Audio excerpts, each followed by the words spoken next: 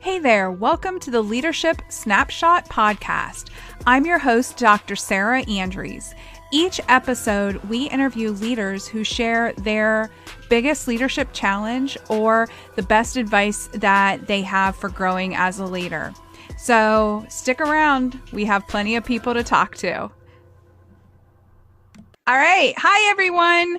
This is Dr. Sarah Andrews, and my guest today is June Cline. June is the owner of the Center for Laughing and Learning. How fun is that? So June, tell us a little bit more about yourself. Thank you so much, Dr. Sarah. That has a good ring to it for me to you. And thank you for having me on your show. Yes, the Center for Laughing and Learning is a virtual center where my intention is to have a hub of information around the power of using laughter and the power of learning through laughter, no matter what walk of life we're in, but specifically for leaders. I believe that we are woefully underskilled and underprepared for using humor appropriately in leadership. And just a little bit more about me. I am the Southern Sassy and Savvy Harley riding humorist. And I grew up in a very dysfunctional family and learned the power of laughter, initiating boundaries and just, good feeling. And that then I took that into corporate, where I figured out that if I could have my leaders laughing, then they would, I could be promoted and asked to be on different boards and different positions. So the ROI of LOL came out of that. So tell us what the ROI of LOL is. Return on investment of laughing out loud. So the power of getting people, of initiating humor, that's one of the differences between me and what I bring to the table around laughter, as opposed to some other speakers. But I really focus on the power of you initiating it. And that said, then you need to be initiating it appropriately so that it is charming, not harming, and helping, not hurting the bottom line of the company or the organization, but also your reputation and how people view you. That makes total sense. And I love that. So you've had this journey of really mastering laughter and bringing laughter into leadership. And I love that. So can you tell us, give us one really great tip about what you can do to initiate laughter? Well, awareness is the first. We can talk about a 3-step process today as far as awareness. And I can give you a story of being waiting in a office to be interviewed for a job position. And the gentleman walked out and kind of clicked his heels together, almost like a maitre d', tall, erudite looking gentleman, and said, "They're ready for you now," and motioned for me to follow him. And I'm like, "They're ready for you now? Who are they? How many are they? Where'd they come from?" And I didn't understand that it was a committee, and made a right into a big boardroom office, and there were like 20 people sitting around this table, and it scared me to death. And my knees almost buckled as I was getting in the chair, which was the hot seat right there near the door. And I just looked at all of them and I said, if I'd known you all were coming, I'd have baked a cake. And it just broke up the room. That was an old phrase my grandmother used to say all the time. And it wasn't particularly funny, but because of the stress and the tension of the situation, it made them laugh.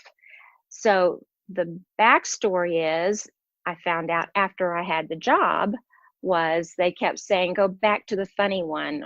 Let's look at the resume of the funny one," because there were like 27 applicants and I got the job. That is fantastic.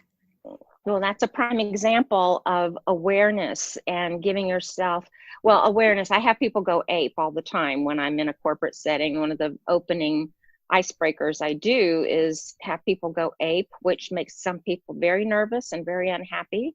But the 3 points around this are awareness, permission, and fun. And so the fun is a surprise. People like go, what? And it's like, yeah, it's the surprise that makes it funny. So you have to be able to bring the surprise when you're trying to create laughter. I love that. So here's the question that I ask everyone is, what is the biggest leadership lesson that you ever had to learn? Oh, wow. I would say the power of laughter, the power of bringing laughter to your leadership. Even intense or sometimes difficult situations.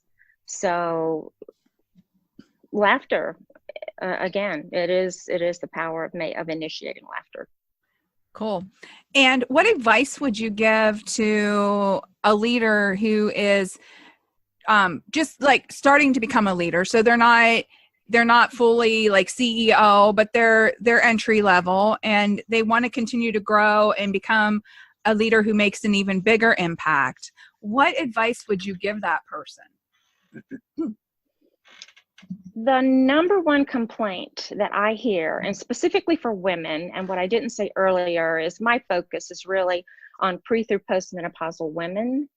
And the biggest complaint I hear when I'm in and out of corporations is that women take themselves too seriously. And we need to lighten up.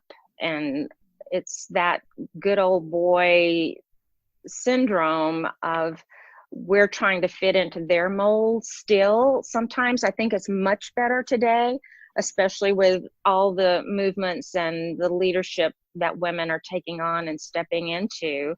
Yet we still need to bring ourselves to the table. And so it goes back to, again, giving yourself permission, but to have courage to say what it is that could be funny. And it's a huge risk.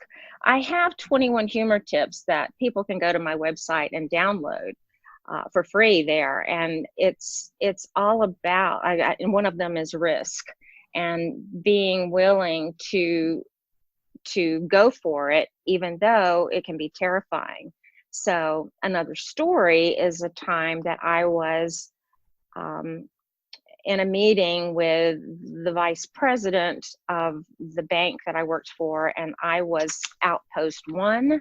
I was their first remote employee and marketing to colleges all around the Southeast. I had 191 campuses.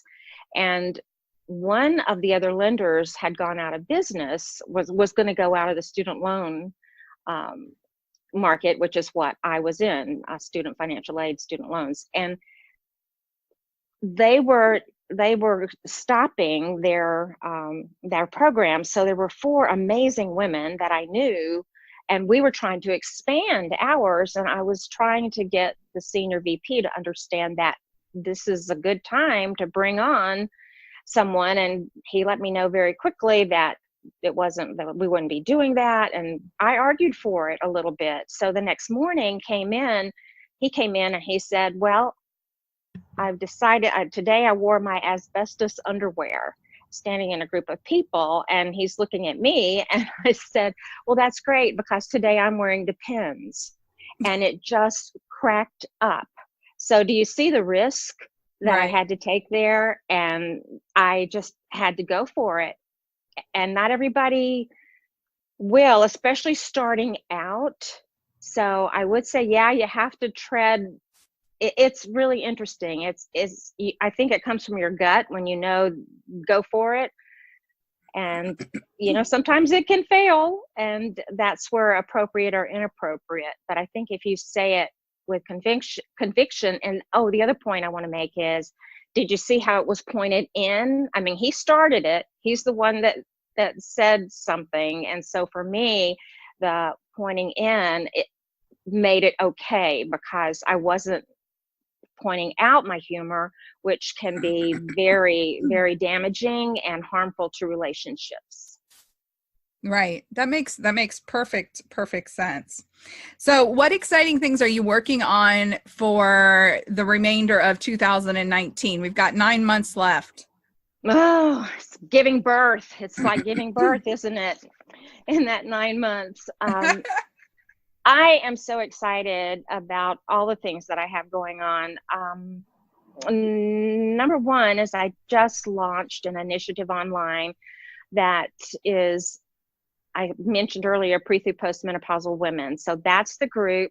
And I'm being even a little bit more specific, but it's not closed to other women, and that's motorcycle riding women. I know you know that that is near and dear to my heart.